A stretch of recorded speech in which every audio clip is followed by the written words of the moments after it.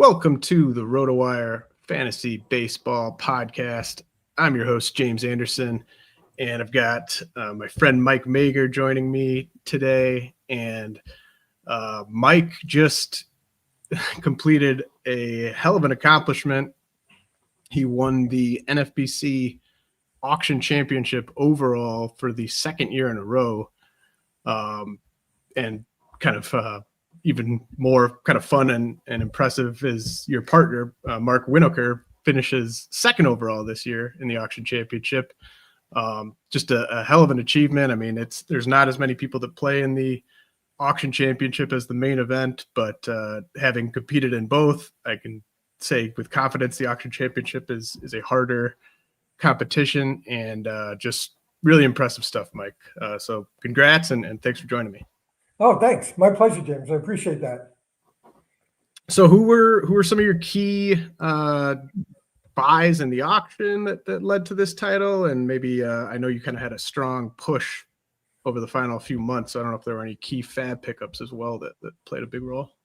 Yeah, this team was very different than the team I had prior year. 2 years ago, my team got out to a really strong start. And I did really well at the draft. And this year, I did not have a particularly great draft, and it was a bit of a struggle till at least like halfway into the season. I was looking at my team again last night. 4 of my 5 top buys were really disappointments. I had Tarik Skubal for 34, and he was awesome. No complaints there, obviously. But then my next 4 biggest buys were Yordan Alvarez, Michael Harris, Blake Snell, and O'Neill Cruz. None of them were particularly strong for me, but fortunately I did have a lot of lower buys that turned out really well.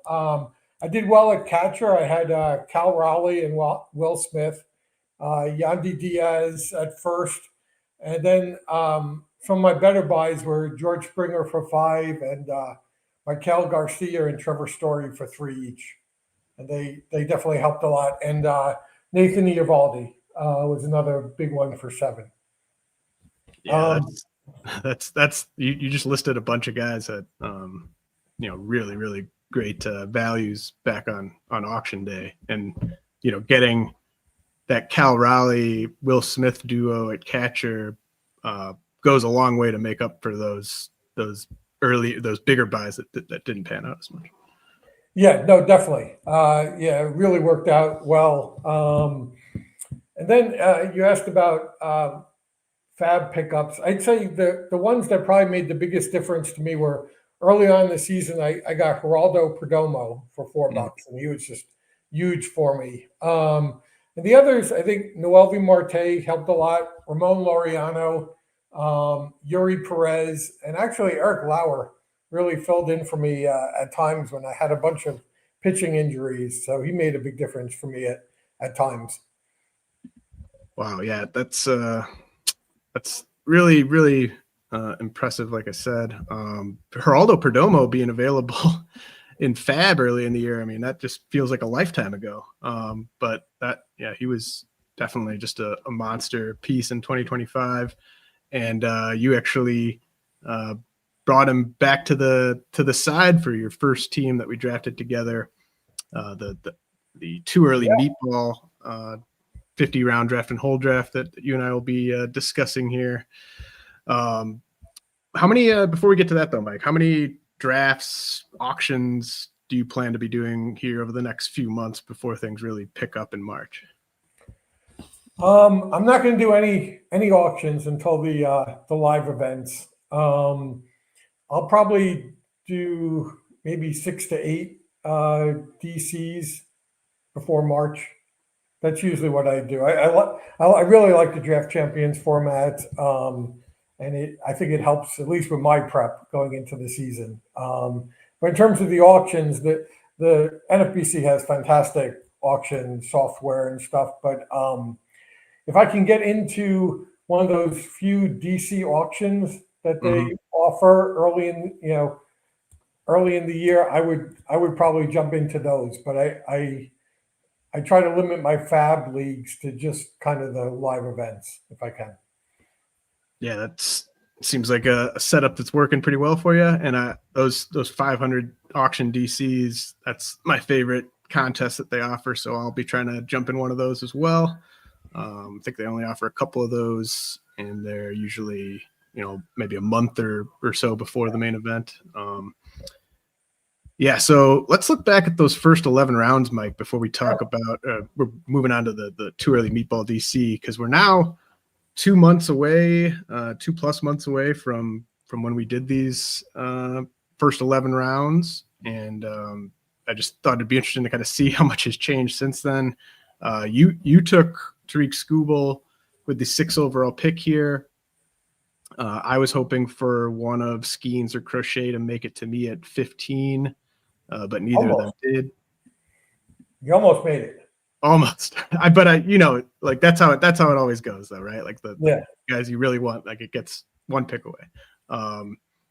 But what do you think of this top 3? Because I mean, there's obviously always sort of a hierarchy of the aces and who gets pushed into that first round mix. But it seems, there's these 3 in Skubal, Skeens, and Crochet, who everyone loves, or seemingly everyone loves. And then there's just this sort of uncertainty of who that SP4 is and how big that gap should be between those first 3 and whoever you think SP4 is. So what do you expect here? Like, now that we go forward, I think your Skubal pick there at 6, I think that's going to be kind of around where his ADP settles. What do you think about the other 2? And do you agree with me on Skubal there with the ADP? And then I don't know if you have any predictions looking all the way ahead to what the AAVs might be on those 3 guys with the big auctions. Yeah, I was looking at the draft. So I think I took Skubal at 6, right after Ohtani, Judge, Witt, Jose Ramirez, and Ellie De La Cruz. And I think I could see certainly Ohtani, Judge, Witt, probably J-Ram, maybe Soto going before the pitchers. So I kind of feel like Skubal around 6 or so is likely where we may see him at the live events in March. But I'd be very surprised if like Skeens and Crochet, who went 13 and 14 in our early DC, are still there. I think come the live events, I could see frankly all 3 of those starting pitchers being off the board by the 10th pick or so. And I think there's enough hitting in the second round where someone can confidently take one of those aces in the middle of the first and know that they're going to get a strong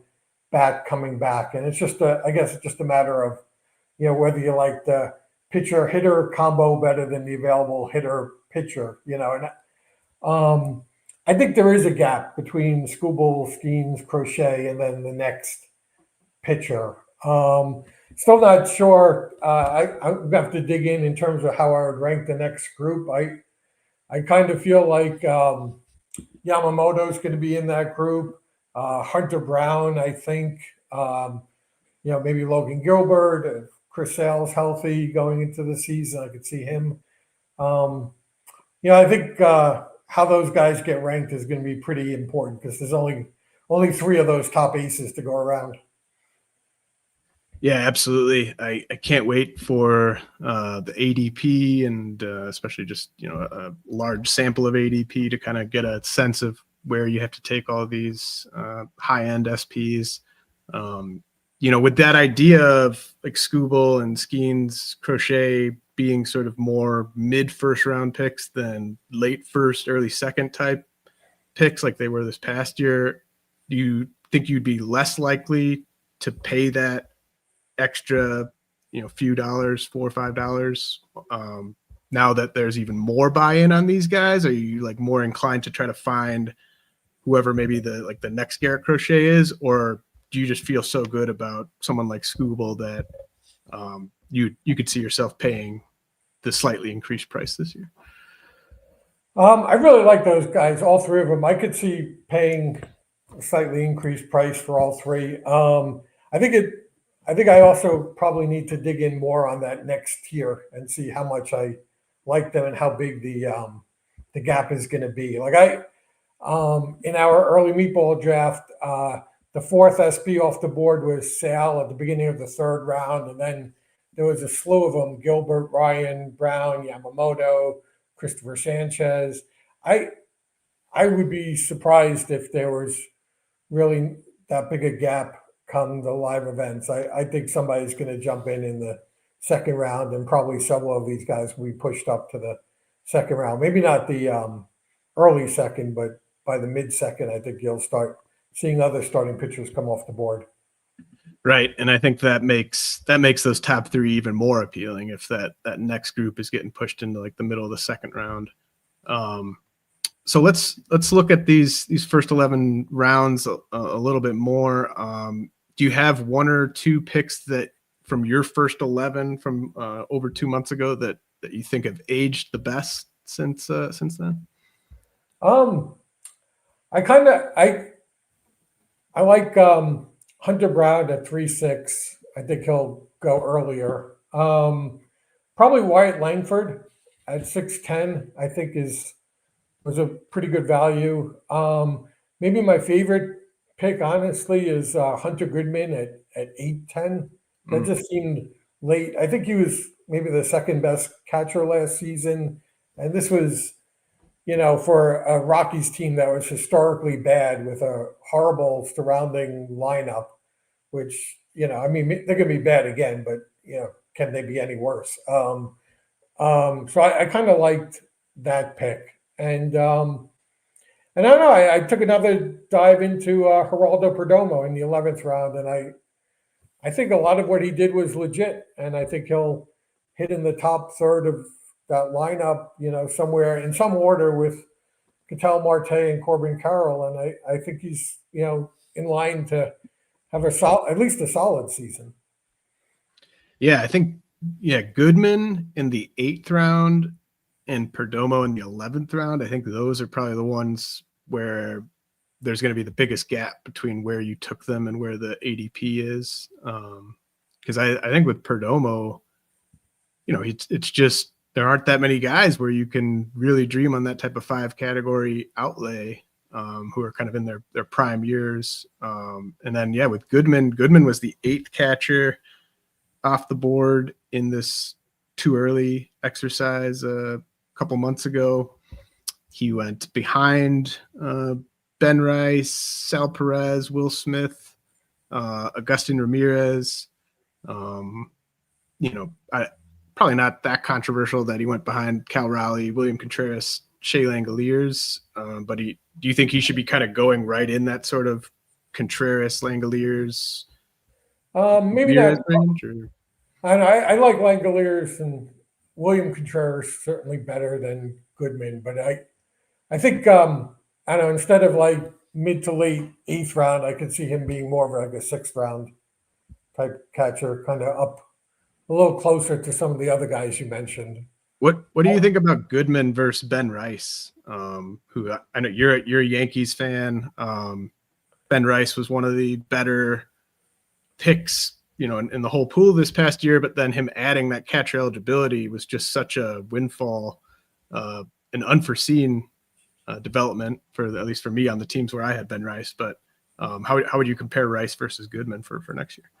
I would probably take Rice. I think Rob got Rice at 7.3, and I think that price is going to look fantastic come main event time. Was just chatting with a friend recently about Rice, and I can see him being kind of one of the March helium guys. If he's looking like he's going to be the Yankees' everyday first baseman, I could see him going in the top 50 picks next year. Wow. Yeah. You think they could just drop the platoon completely next year with him? I think so. I think he can hit lefties. I mean, not as well as righties, but he can hold his own, I think. Yeah, that's really exciting when we get these catchers who are catcher eligible. I mean, obviously there are even some catchers who catch a lot and still play every day, like Raleigh and Contreras. But just having those, Ben Rice, I think Agustin Ramirez will fit into this mold as like an everyday player next year. But just having that amount of plate appearances at catcher is just so great. Agreed. How about you? Which picks of yours do you like the best now? I think I got Mookie Betts at 46 at the 3-4 turn there. I like Mookie Betts there quite a bit. Probably it feels like about a round worth of value on Betts there. Yeah, I mean, I like Bryce Terang in the 9th round. Probably not as much as I like Geraldo Perdomo in the 11th round, but yeah, I think Terang is just a really kind of underrated roto asset. But I really loved getting Kyle Bradish at the end of the 11th round. I think that's probably my favorite of the picks, just because it was a bit of a leap of faith with him, where he, I think he was maybe on rehab assignment at that point, or maybe he had just returned to the big league rotation. But yeah, I guess maybe Bradish at the end of the 11th round might have been my favorite. Okay, yeah, no, Terang kind of jumped out at me as being a fantastic buy. I don't remember if, like, when he started his kind of big power output, but if it was before, after, or during this draft. But he showed, at least me, he showed me more power than I thought he had in him, and the rest of the package is pretty valuable. I also thought you got a fantastic price on Mason Miller, even notwithstanding the you got him at the beginning of the 6th round, and I think that could be a really good price, whether he's closing or starting. Yeah, I agree. And this, worth noting that this league is a standalone DC, so I think the closer prices were slightly pushed down a little bit, but I agree. I think Miller, to me, it's like him and Munoz. I could go either way on who my favorite reliever is for 2026, assuming Miller remains a reliever, which is not a given, like you said. What about picks you wish you could do over from those first 11 rounds? Yeah, I am. As early as like 10 minutes after I made it, I was having kind of second thoughts about my Ketel Marte pick at 210. Not so much. I like Ketel Marte, and I did very little prep for this draft, but what little I did quickly led me to the conclusion that second base stinks, or kind of lousy, and I probably pushed him up more, but I did have a chance to take Acuna, and I passed on Acuna for Marte. I think Acuna was battling some health issues at the time. Marte was having a fantastic season at a weak position. But I honestly, if I had to do that one over again, I'd probably go the other way. And I think I might have been a little over aggressive on Noelvi Marte. I don't know. I mean, I think he has some real skills. I like the third base and outfield eligibility, and I really have always liked the idea of being able to get like some stolen bases from like a corner infielder. It just makes things so much easier. But he cooled off after this draft, no doubt. And in the 9th round, I'd like to feel like I have guaranteed playing time, and I'm not sure I do. And then I guess the other one would be Tanner Scott. I waited until the 10th round, 10-10, to take my first closer, Tanner Scott. And, I guess we'll see if he's the closer. I still think he will be. I think he'll come in healthy. Prior to this year, he was, he had a great year the prior season, and he's got the big contract. So I think he gets first crack at it, but obviously it depends on how Sasaki finishes and what they want to do with him. I think I'd be surprised, I guess, if they're already ready to kind of write him off as a starter and move him into the bullpen full time. But I guess we'll see. Yeah, I'll go back to the Marte part first. I absolutely love Marte as to me, he's just, if you're looking for just average home runs, RBI, like he's about as good as it gets. But I would have taken Acuna, and I also would have taken Jazz over him, I think. I don't know if you have any thoughts on contract year Jazz, but getting the second and third there, like very different player from Ketel Marte, obviously, just because of the speed and Marte's just a more reliable hitter. But I thought, yeah, Acuna and Jazz, I think we'll see their ADPs probably closer to, 20, 19, 21, like maybe even Acuna up to like the end of the first round. But yeah, I don't know if you have any thoughts on Jazz in a walk here. Yeah, I think now I would probably lean Jazz over Marte. I do tend to weight average more than I think many people do. So Sure. I like the idea of kind of getting a strong average bat up top. But I'm trying to remember, James, if we knew Jazz was going to be second base eligible when we did this. I'm not sure we did. I think that may have been why I had. That's a good question. I'd have to go back and look at my write up from that. But yeah, it'll be interesting to sort of see where, because I'm generally with you. Like I think that's one of the things I want to talk with. I'd love to have Steve Weimer on at some point this offseason and talk about it with him, maybe just. But like this whole idea of like I'm seeing a lot of smart players build their teams where they're just like chasing as many steals and homers as they can get in those first few rounds. And then they sort of lean on the batting average in the middle rounds with those sort of Yandy Diaz, Nico Horner type guys. I've never really built that way. I've always wanted to get my average base in the early rounds. And I've had a decent amount of success doing it that way, but I am sort of intrigued just because there's like 10, 12 hitters that go kind of after pick 100 that can still be a real boost to your batting average. Of course, you have to get a few of those guys to pull off that strategy, but I am generally with you in terms of really leaning into batting average in those first couple of rounds. Yeah, no, it's definitely a challenge. And I think, a number of years ago, I think there was just an emphasis on getting your speed early because the stolen bases were so less frequent. But ever since the rule changes, I don't know. I feel like I can get stolen bases in a lot of places. And when we get to the FAB leagues, I think it's more available in FAB than power or average, certainly. And then, I agree with you about Noelvi Marte. That was just kind of, that's the danger of drafting in August is you don't know how these guys are going to finish necessarily, but like Sal Stewart coming on strong and looking like an everyday player for them next year takes away a spot for him. So it's kind of looking like the outfield.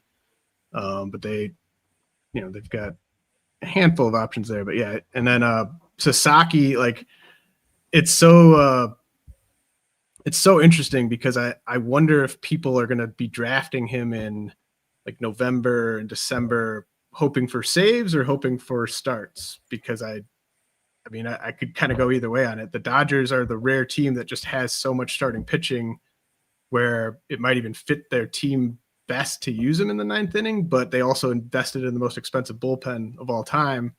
So they might want to try to get some of their actual relievers to return some value. So Sasaki's going to be a fascinating one. I mean, do you have any interest in him, like assuming there's a decent amount of buzz, or is it just kind of such an unpredictable outlay of stats that it's tough to add?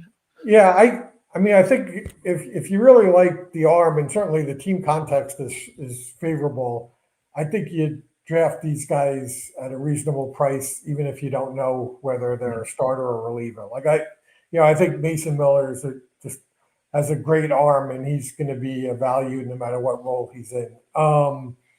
But I guess to me it depends on the price. He's looked great, but he's looked great over what 10 innings, and is he really going to be a closer? Can he go back to back, and pitch, 3-4 days a week? And how's he going to react, the first couple of times he blows a save. But then on the flip side, he struggled for most of the year. I mean, I think you can certainly easily build a narrative that, the transition, not only just to MLB, but changing countries and societies is huge. And he's likely to be more, transitioned and better set to, excel next season than he was this year. But, we haven't seen him be a dominant starting pitcher, or frankly, even a good starting pitcher. We haven't seen him pitch deep into games. We haven't seen him, maintain a good walk rate. So I think the skill is there, and I am interested. But if he's going to be priced really aggressively, like he's a guaranteed kind of stud, then I'm not going to be there. Yeah, and then in terms of picks I regret from the first 11 rounds, I took Gunnar and Vlad at the turn. I'd give myself like a B minus for that turn. But I also I'm not in love with any different direction I could have gone there. I went Roman Anthony and Mookie Betts at the 3-4 turn, and if I could redo it, I would definitely throw back Anthony and take Shea Langoliers, who went in with the third pick of the 5th round. William Contreras was gone. I would have taken William Contreras over Anthony if he'd been there, but I just my mind hadn't quite gotten to the point where I was viewing Langoliers like on even footing with Contreras, which is kind of where I'm at right now. So I regret taking Roman Anthony over Langoliers. Like, I think Anthony's just a remarkable young hitter, but the counting stats, home runs, stolen bases, probably don't equate to a guy that should be going at the 3-4 turn for next year.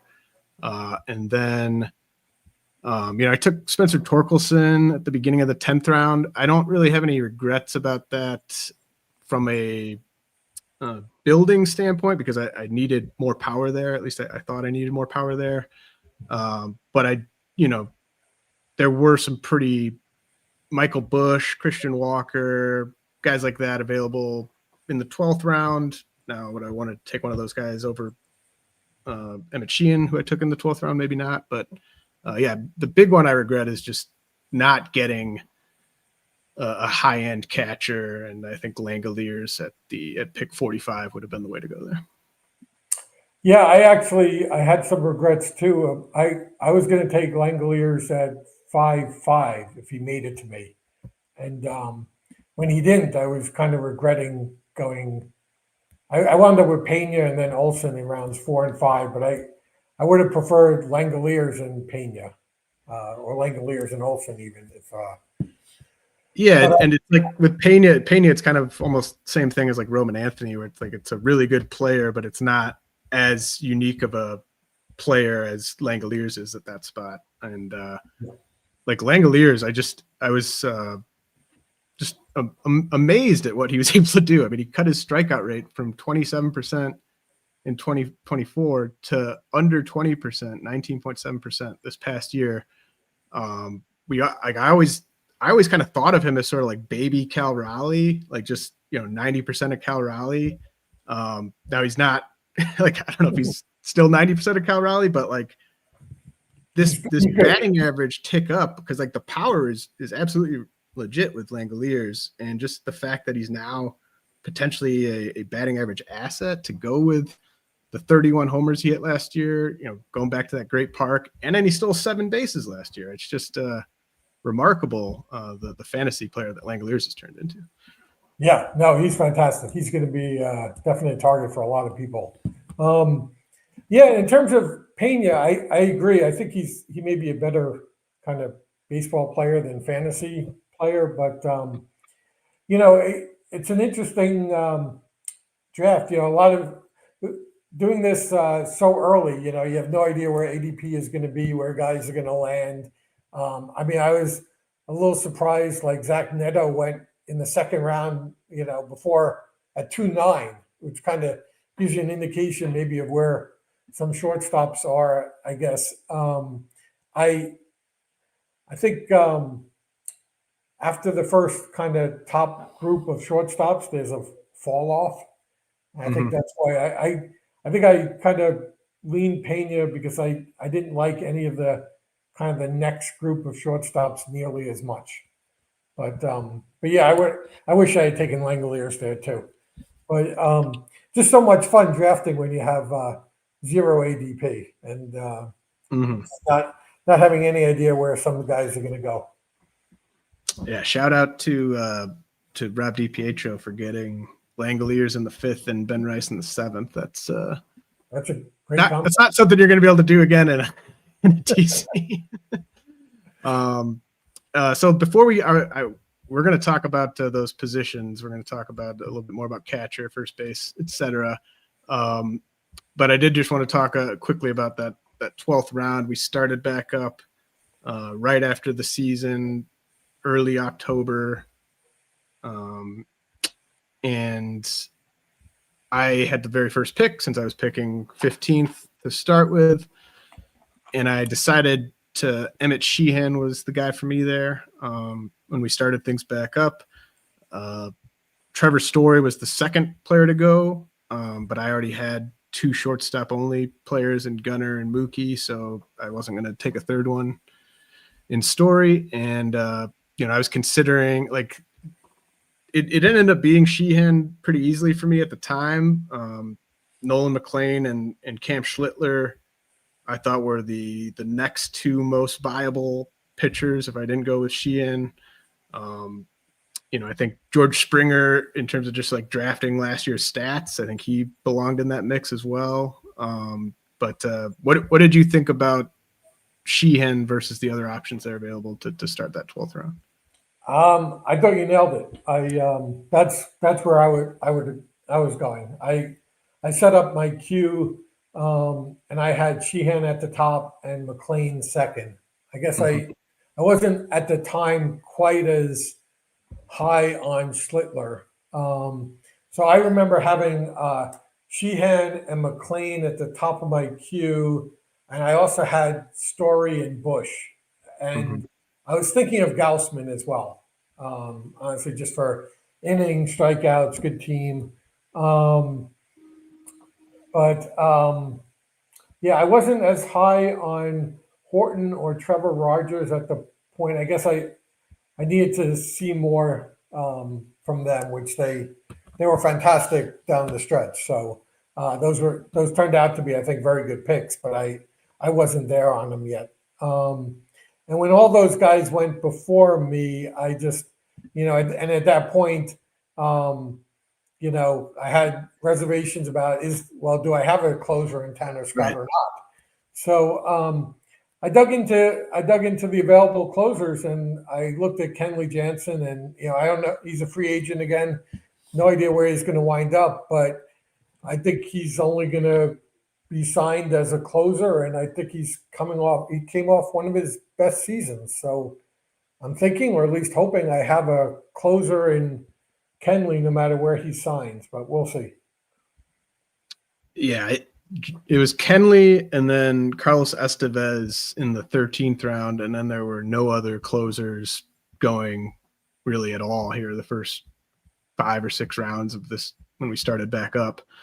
So yeah, I think you grabbed a scarce asset there for sure in Kenley.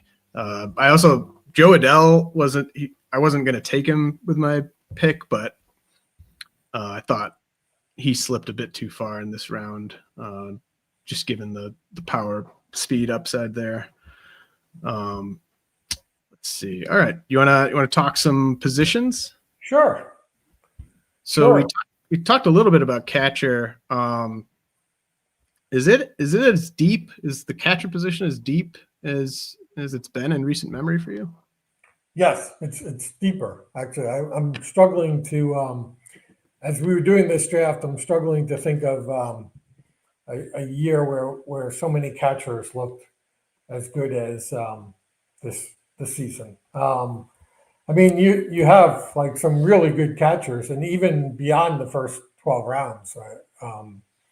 So yeah, I think it's deep as it's ever been. But if you sleep on it and you get too kind of, I don't know. I think this would be a bad year to like kind of totally wait on catcher and get Right. too late catchers. I think people are going to want at least one of these strong bats.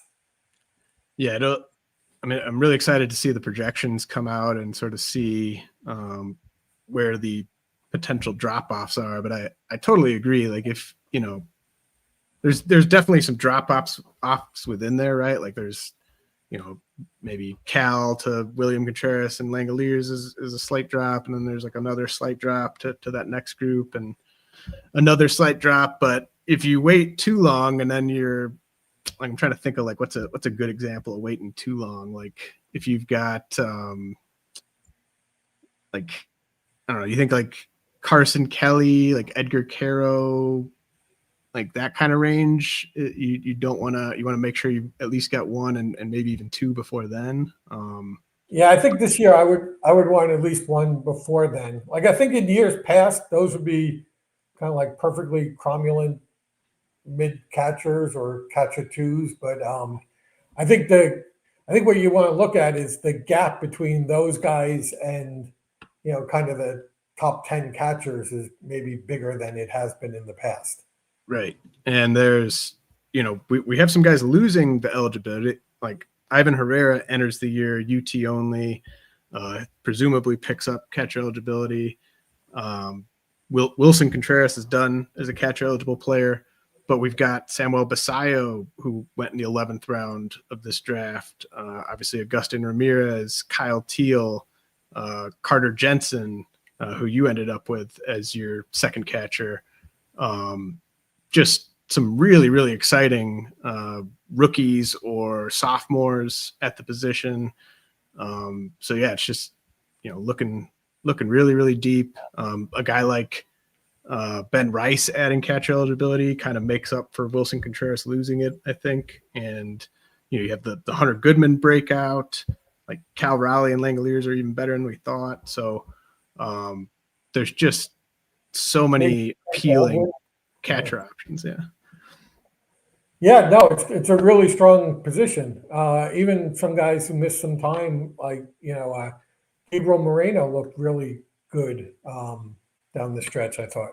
So, I think I'm hoping, I don't know what you think, but like just looking ahead to auctions in March, it's very hard in those competitive auction championship leagues to buy two good catchers and still have enough to fill out the rest of your roster. But is it maybe going to be easier to do that this year with just there being more good catchers? Because like last year in an auction, Todd Whitestone and I were in an auction where one guy bought both Contreras brothers and Adley Rutschman in the same auction.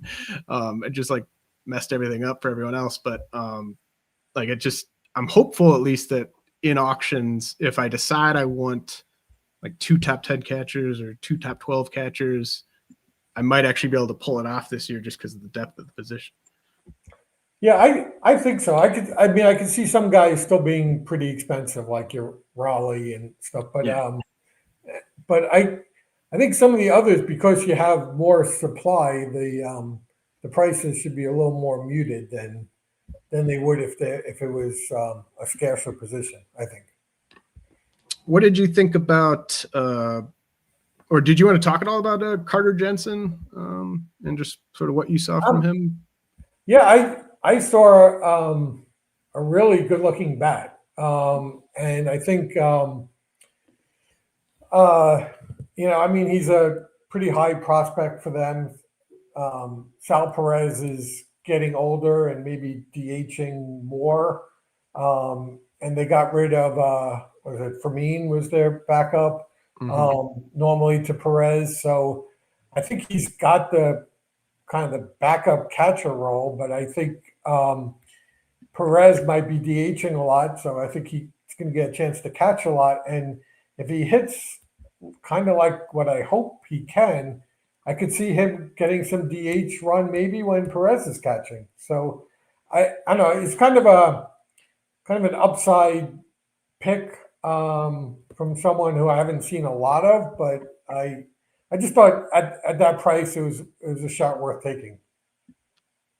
Yeah, Carter Jensen, I think, is my number 2 ranked catching prospect behind Basayo. Jensen had a just monster summer. Like, I think he got off to maybe a slower start, but just was ridiculous all summer. Got that late season call up. He had 20 homers and 10 steals with a 290 average, 136 WRC plus across AA and AAA last year as a 21-year-old. Kind of, it's almost sort of similar to like that White Sox situation where I think like 2 of the Royals' 5 or 6 best hitters are their 2 catcher eligible guys, and so they're just gonna have to have them in the lineup more than most teams. So what about first base? Or go ahead, Mike. I was just gonna say I don't know that he's gonna get like full-time run or anything close, but I think for a second catcher he'll play enough. That's at least my hope. Yeah, first base is interesting. There's a lot of first basemen kind of going in the first 5-6 rounds that I don't know. I find myself like liking but not loving, Mm-hmm. or at least having questions of. I mean, like Vlad looks unbelievable now in the playoffs. What a close to the season, but probably we're hoping for more power from him during the regular season. Kurtz was unbelievable, but he's got a very high strikeout rate. And is he going to repeat? Probably. But, where's Alonso going to play? But yeah, where's Josh Naylor going to play? And like how much of what Josh Naylor did this year can we even expect him to repeat next year when he's got a long-term deal? Like the stolen bases just seem very, like maybe they're there next year, but like they feel like they might not be there at all next year. I don't know. Yeah, I think that was the surprise stat of the year. At least for me, like what do you wind up? He wound up with 30 out of 32 in stolen bases for a guy who I think is like bottom 5th percentile in sprint speed. It's mind-boggling. It kind of makes you wonder why other players are not running more. But he's a smart runner. He doubled his stolen base attempt total last year, career. Like he had as many stolen base attempts last year as he had in his career prior to last year. It's mind-boggling that he could have 30 stolen bases. Just absolutely mind-boggling. That and Trent Grisham having like 30-something home runs. Those are the to me like the 2 most surprising stats of the 25 baseball season.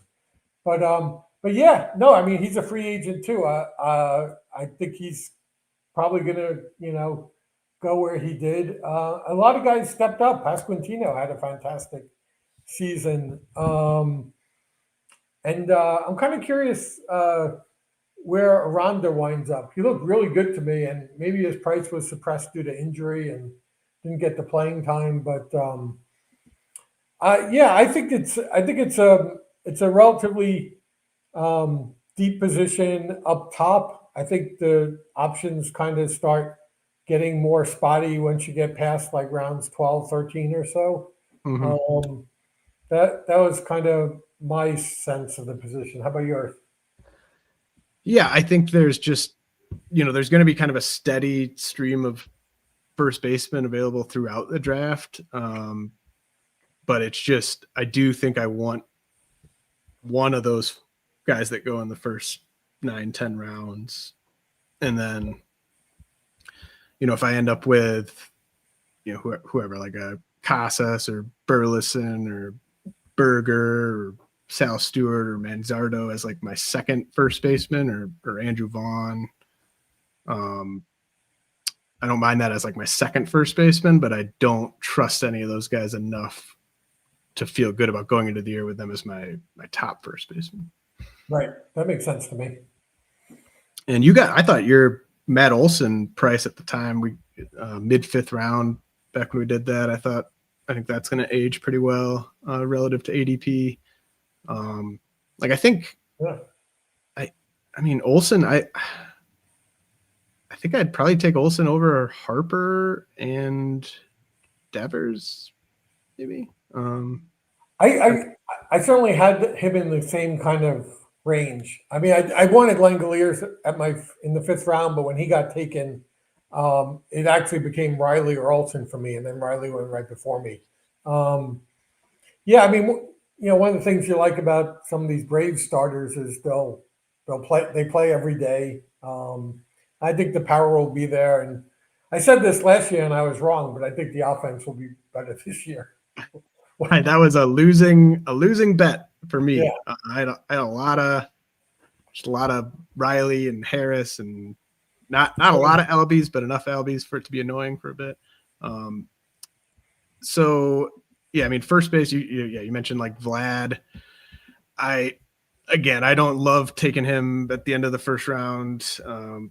Honestly, like part of my, like in the first line of any case for Vlad, I think has to just be the quantity of playing time you're getting from him and just the reliable like durability that he's shown. But yeah, definitely frustrating to sort of see this ability in him. He flashes it enough for us to kind of know it's in there, but then we also just know that he just hits the ball on the ground too much in the regular season to fully capitalize. Now, second base, we talked about it earlier, extremely weak up top. You've got Marte and Jazz, and then it really falls off from there. So I kind of think it's the most, like, along with, catcher is always a fun one to sort of dissect how to attack it, but figuring out what you want to do at second base is interesting, because I think you can either go about it trying to get like one of those 5 or 6 guys that we feel good about, or you can even kind of just sort of stream it throughout the year in a fab league. There's just bushels of these guys go in the mid rounds, and a handful of them are going to hit. Yeah, and I mean, then that's one of the key differences between a DC and some other formats is you don't have that fab. So I don't know. I think you could make a case that up top it's the single weakest position, including catcher. I think so. Yeah. But yeah, there's a lot of mid-round guys who tend to, maybe not be, strong in any category, or maybe some speed guys. Like I thought Steve Weimer got a good price on Nico Horner.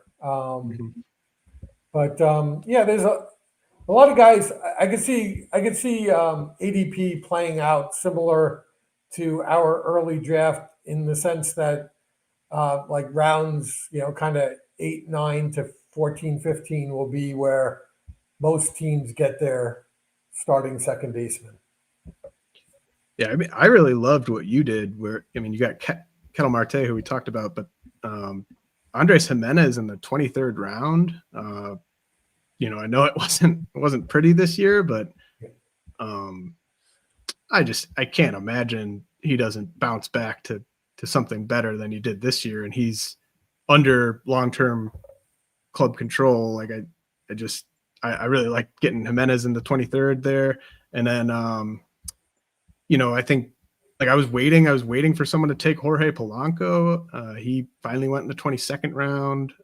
Brendan Donovan went around there. Tommy Edman around there. So not guys that I love, but it kind of keeps going with options at second base. So yeah, it's going to be a fun position to tackle. What do you think your like inclination would be in an auction to try to get like a top 5 or 6 guy, or to just kind of really save some money at that position and use it elsewhere? Yeah, I think I guess it depends on how much the top guys are going for. I don't know at this point. You can't be strong everywhere, and so if I can get like a decent bat for $3-4, I'm totally fine with that. Mm-hmm.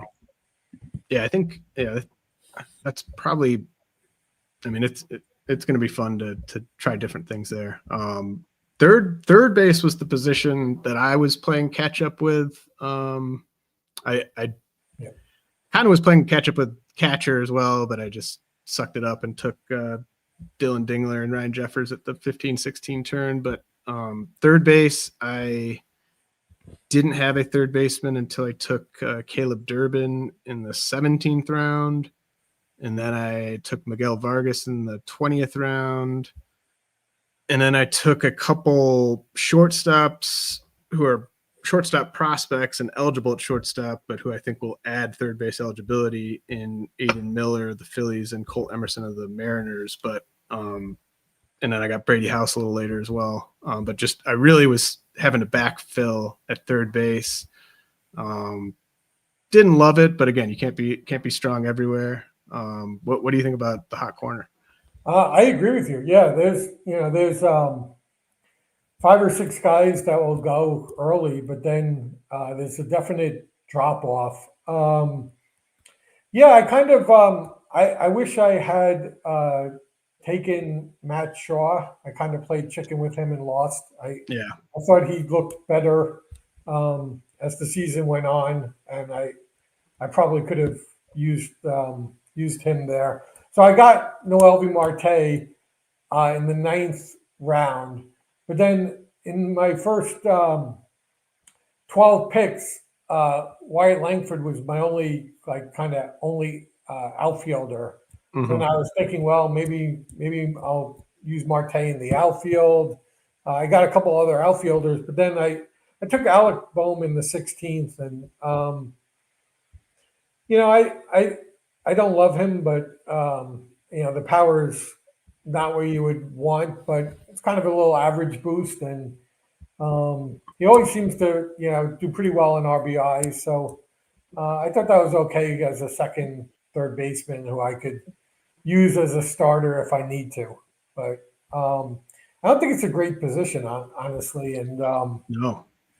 And and now also Devers is not going to be third base eligible, so you lose kind of one of the cornerstone bats there.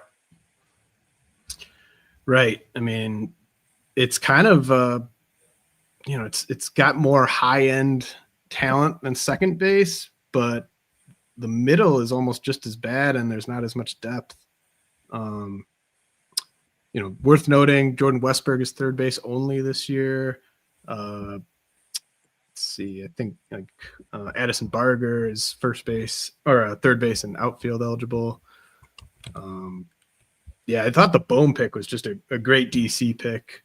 Just you got to, they can't all be fun picks, and you got to kind of protect your weaknesses. And so I thought, that was a good spot for you to sort of shore up that spot. Thanks. Shortstop was just absolutely loaded at the top. And I mentioned how I kind of I don't regret taking Gunnar or Mookie where I took them, but having 2 shortstops in those first 11 rounds, and you did it too. You had Jeremy Pena and Geraldo Perdomo. Having 2 shortstops, one at short, one at middle, I found myself, not necessarily passing on clear best players available, but there would always be a shortstop eligible player sort of in the mix for my best player available in the ensuing rounds.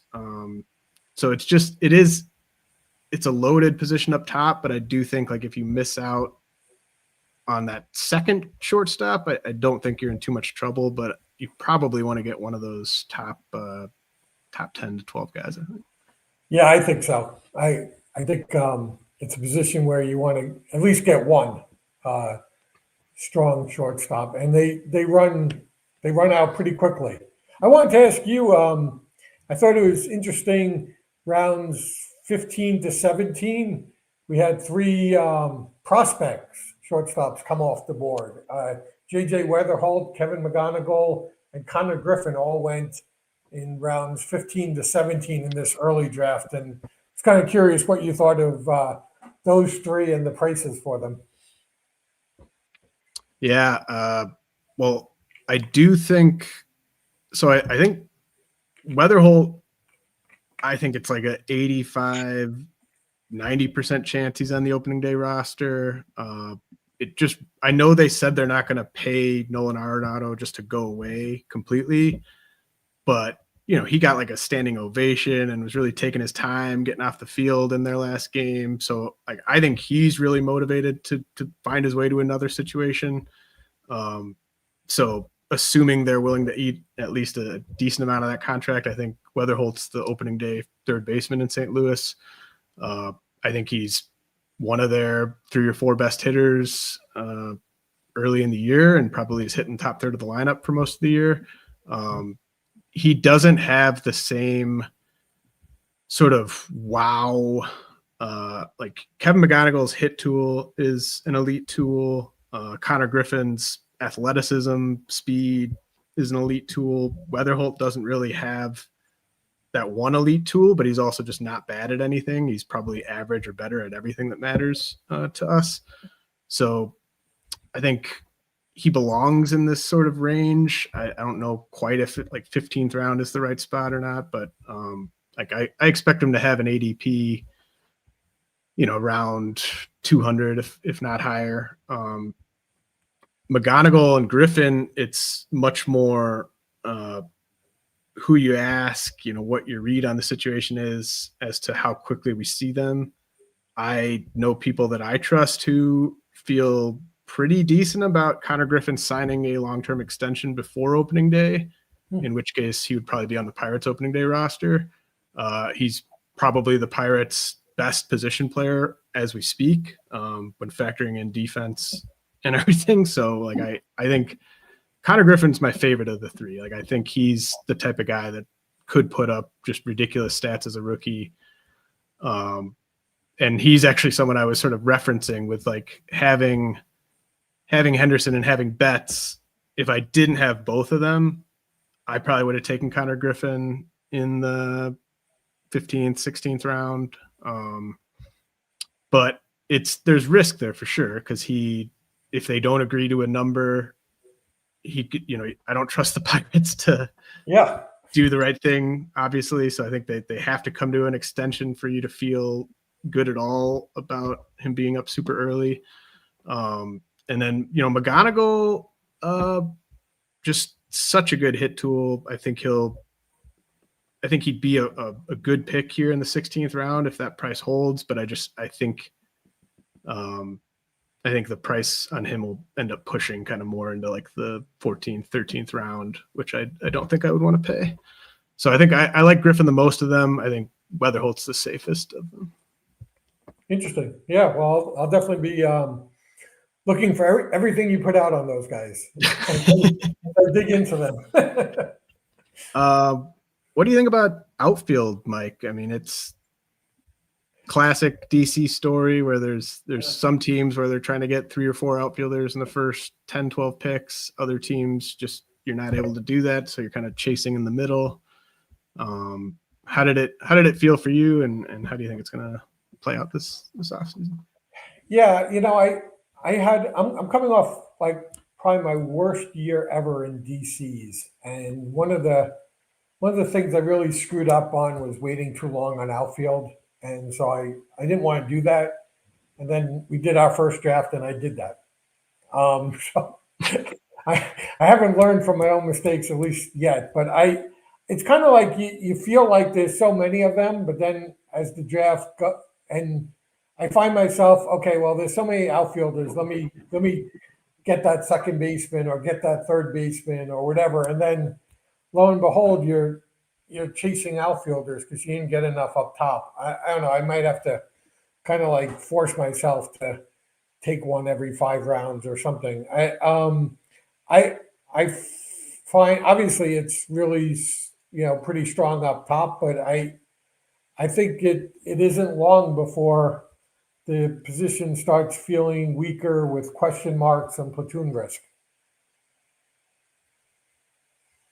Yeah, absolutely. And I think in this draft, like, I kind of had to reach on catcher just being at the turn, but outfield felt like the position where I was like forcing myself to take someone, even when it wasn't best player available. Like I took Dalton Varsho and Helio Ramos in the 13th and 14th round. And I didn't really think Helio Ramos and Dalton Varsho were the best players available in the 13th and 14th round, but I was just like, I just need to take whoever I think the two best outfielders available are, because they were just flying off the board. And like I think pretty much everyone almost goes into at least like the seasoned DC players. Like I'm sure most of us went in with your same idea of like, I don't want to fall behind at outfield. And then, when everyone's just loading up, it's hard to keep pace if you're not kind of forcing it.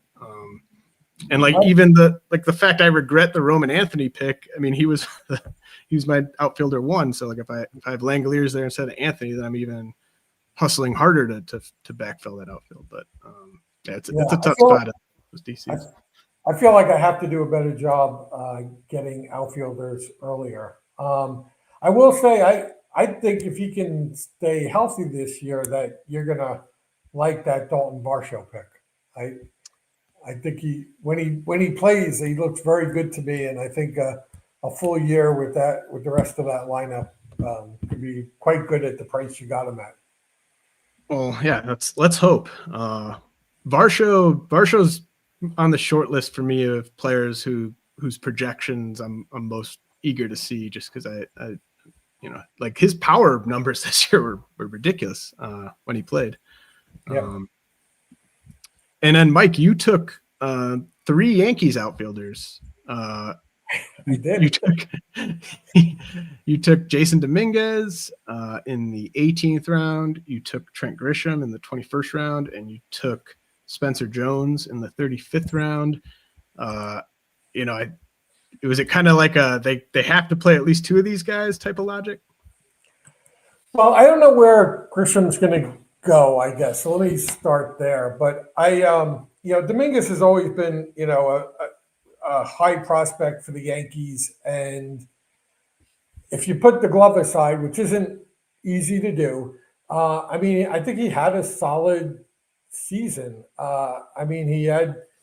He only played about 3/4 of the season. We'd like to see a little more power than 10 home runs, but he had 23 stolen bases, and he hit a pretty acceptable 257. So I think their plan is to kind of go into the season with him as an intended everyday player. I mean, he's going to have to improve fielding wise for that to happen. The way the Yankees are with their long-term commitment to Stanton, as long as Stanton's healthy, he'll probably be the DH. So Dominguez, I think, has to be able to field an outfield position well enough that he maintains his playing time. But I just thought kind of the 18th round, I think he's got 2020 potential, maybe 2025 potential. So I like that spot. And I still needed outfielders. And, like I said, Grisham's power output was one of the most surprising things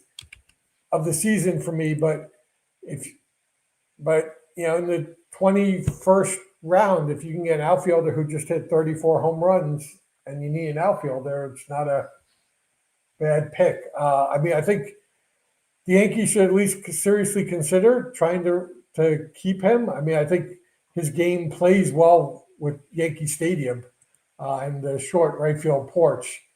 But I think if he doesn't stay, if he gets signed by someone else, it's probably to start. So I think that was kind of my thinking. And then Spencer Jones was just kind of, one of the shots you take late in the DC. I think he's got a scary strikeout rate, but he's got, super power. You would know him better than I would, but it looks like his power is legit, and I think the Yankees want to find a spot for him. And if Grisham does sign elsewhere, that improves his chance. But it's just 35 rounds, 35 and 36. I wanted to get a few more outfielders. I took Spencer Jones and Joey Loperfido, and hopefully at least one of them falls into some semi-regular playing time.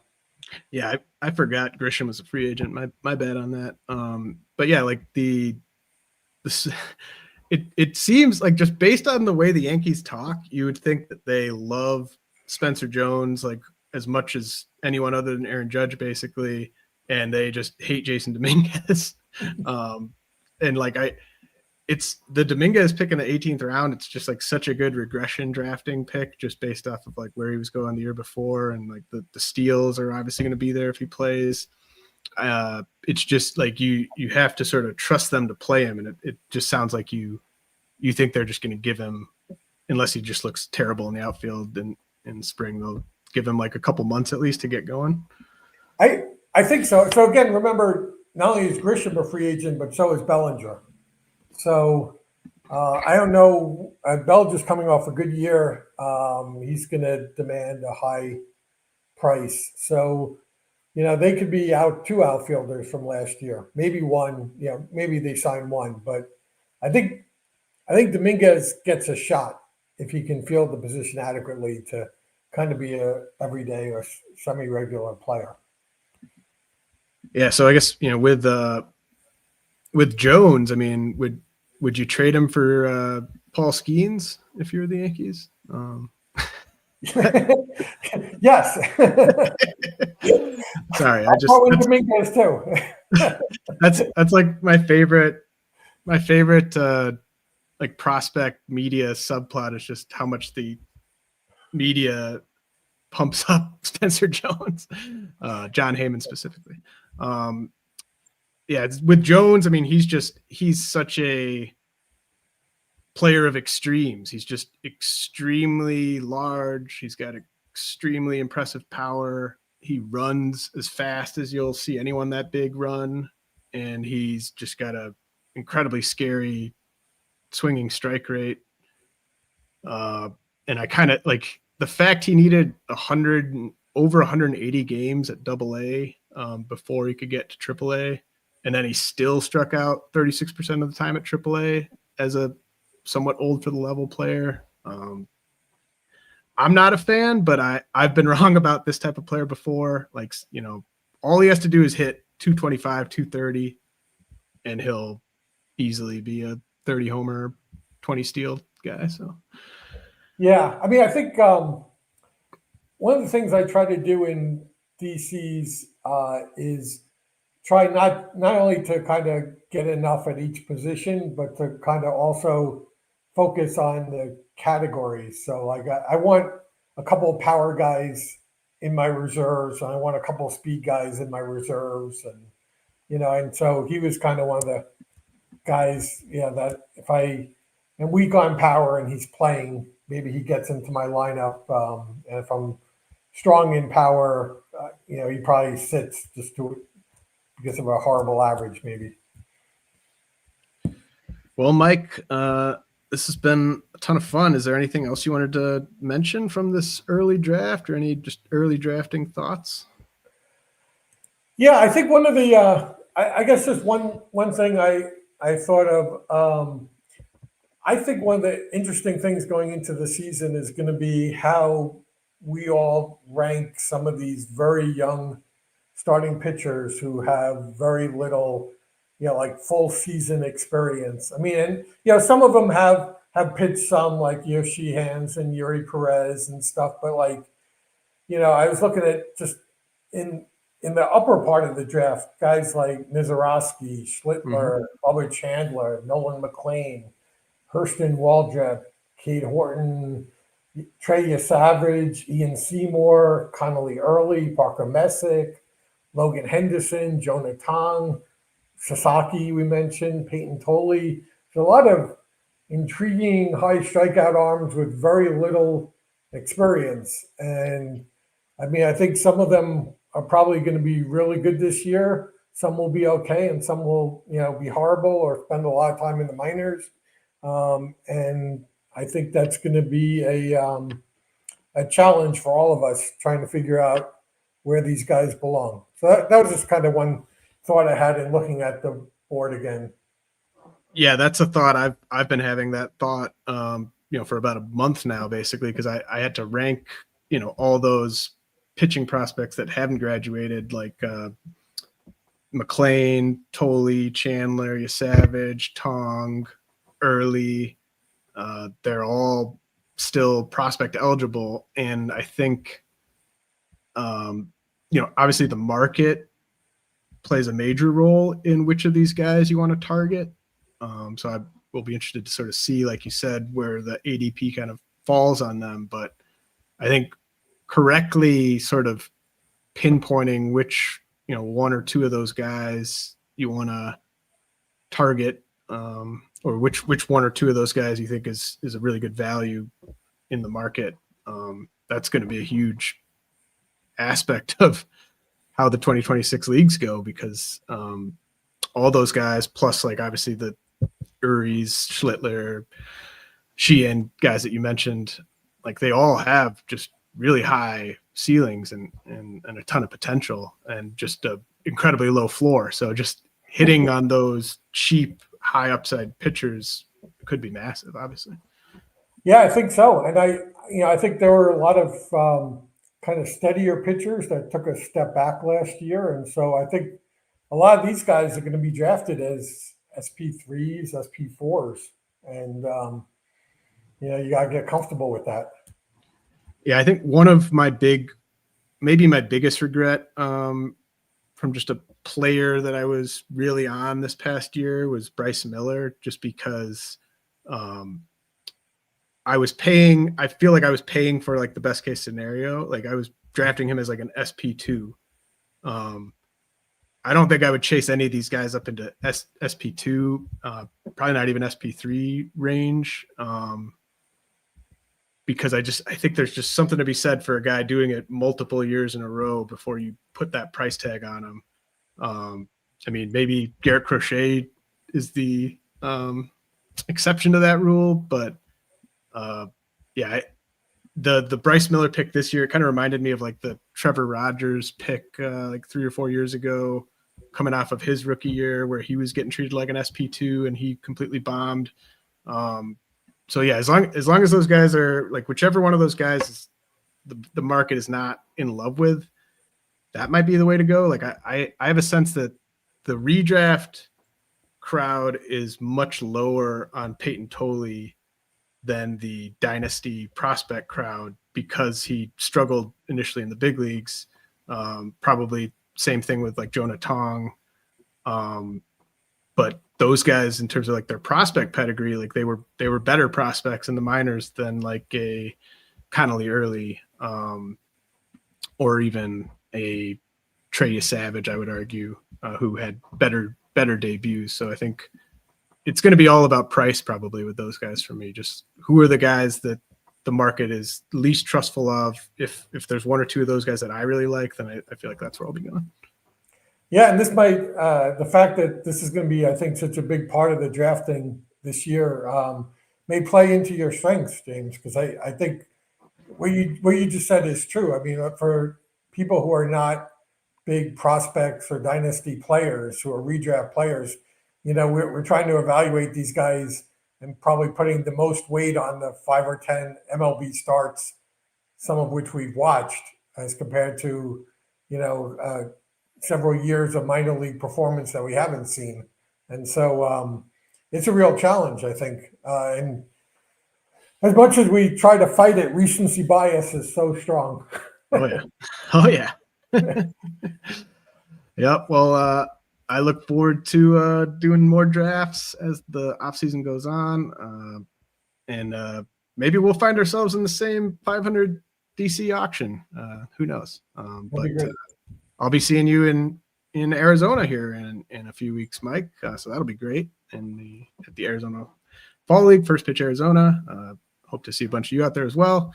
And thanks for coming on, Mike. Congrats again on going back to back in the Auction Championship overall. It's just a hell of a feat, and you're one of the best players I know. So thanks for coming on. And I will have another episode next week.